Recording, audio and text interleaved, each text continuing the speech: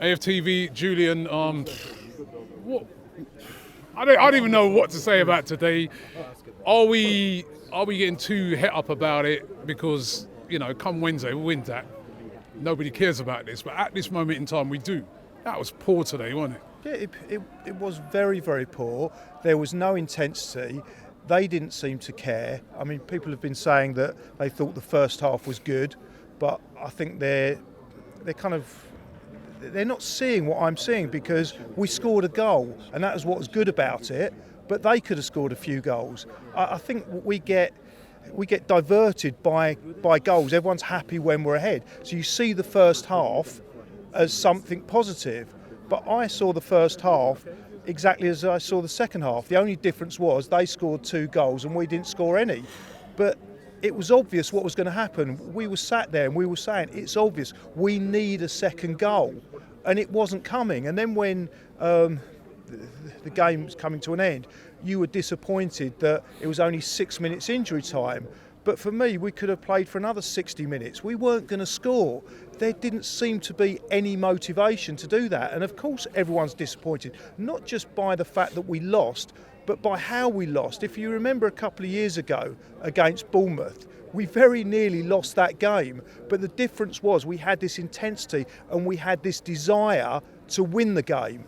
And the atmosphere then, that was probably one of the greatest moments this stadium has seen, was a last-minute win against Bournemouth. Big difference was, though, he didn't have a Champions League do-or-die game looming on the Wednesday night straight after that game. They were going for the league in that game. That's the difference. There's a lot of players there playing today. They've obviously got one eye on Wednesday, haven't they?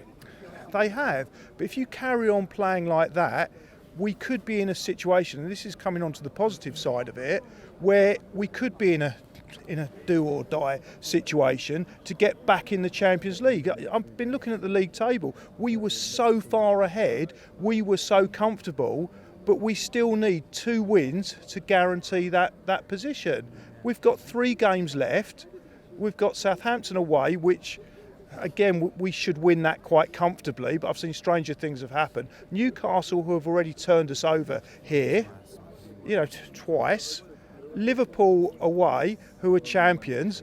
I don't know, where are we going to get those 6 points from? We could be in a situation where, at the moment, everyone's, all right, there are a few people that are upset, but they're not that angry about it because they think it doesn't matter.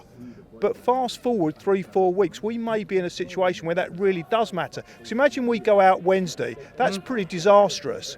But if we lose our next 3 games, or we don't get those 6 points, and the other teams below us carry on winning, and then we end up not even in the Champions League, then that is proper disaster. Yeah. So it would matter.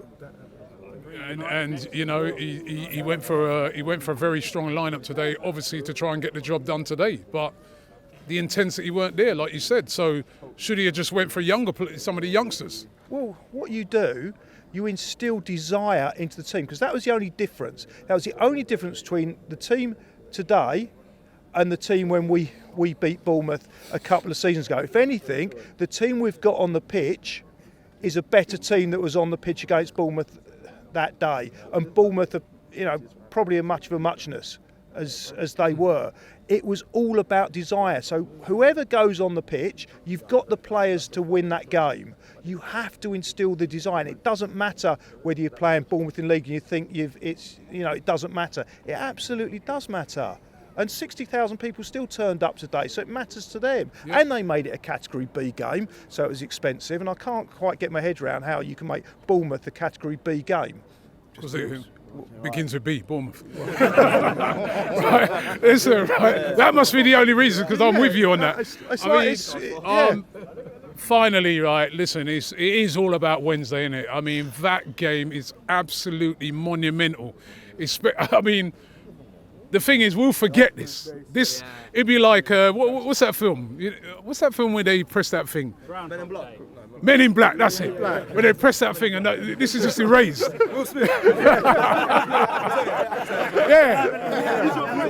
Yeah. You press that thing, this game, it didn't even happen, right? If we don't win that game, you remember these games. We got to win that game, but how are we going to do it? Because we cannot play like this, can we? We absolutely can't play like this because PSG, with all due respect to Bournemouth, are a far better team. It's going to be a far more intimidating atmosphere, so we're going to have to be on top of our game. But the one positive about seeing the Dross, and it has been Dross at home, some of the performances we put in, the results, we were trying to remember when we last won a game at home. I think it was, we drew with Crystal Palace, didn't we? Yeah. Fulham, and we scraped that. We only won that. We won that 2-1. But it has been miserable. But this is what being a football fan is about. You have this misery, and then you kind of set the expectations lower. And then what happens? You get this absolutely momentous moment of complete ecstasy. And then you can appreciate it. And what Arsenal are doing, I believe, is setting us up. It's like a film. It's like, you talk about Men in Black, and all the great films you watch have this climax. And the climax will be probably in Munich on June the 1st.